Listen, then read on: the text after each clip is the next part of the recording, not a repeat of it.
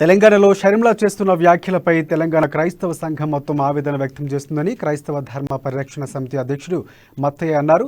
సోమాజిగూడలో ఆయన మీడియాతో మాట్లాడారు. ఇక బీజేపీతో కలిసి పనిచేస్తున్న షర్మిల కేసీఆర్ కూతుర్ని పట్టుకుని ఇష్టం వచ్చినట్లు మాట్లాడడం సరికాదని అన్నారు. క్రైస్తవ సమాజానికి ఇది మంచిది కాదని సూచించారు. రాజకీయాల కోసం మతోన్మాద బీజేపీతో ఒప్పందాలు చేసుకుని తెలంగాణ ప్రభుత్వంపై కవితపై చేస్తున్న వ్యాఖ్యలు ఖండిస్తున్నామని చెప్పారు.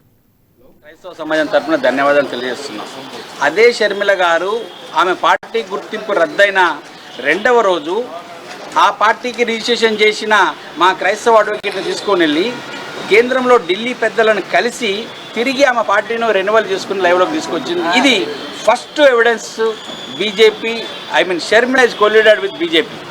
మేడం, రెండవది ఆమె చేస్తున్న ప్రతి యాక్టివిటీస్లో కూడా కామన్ పబ్లిక్కు తెలిసేది మొన్నటి వరకు ఈ ట్విట్టర్లో వాళ్ళలో బీజేపీ వాళ్ళు సపోర్ట్ చేస్తున్నారని. కానీ ఏకంగా ప్రధానమంత్రి కూడా భారతదేశంలో అదేవిధంగా అన్ని రాష్ట్రాల్లో కూడా దాడులు కానీ లేదా అక్కడ స్థానిక ప్రభుత్వాలు అక్కడున్న ప్రజాప్రతినిధులను వారి యొక్క రాజకీయ పార్టీలను అడ్డుకోవడం కానీ చేస్తున్న సందర్భంలో ఏకంగా ప్రధానమంత్రి నరేంద్ర మోడీ గారు కూడా ఆమెను ఫోన్లో పరామర్శించడం అనేది రెండవ బ్లైండ్ ఎవిడెన్స్.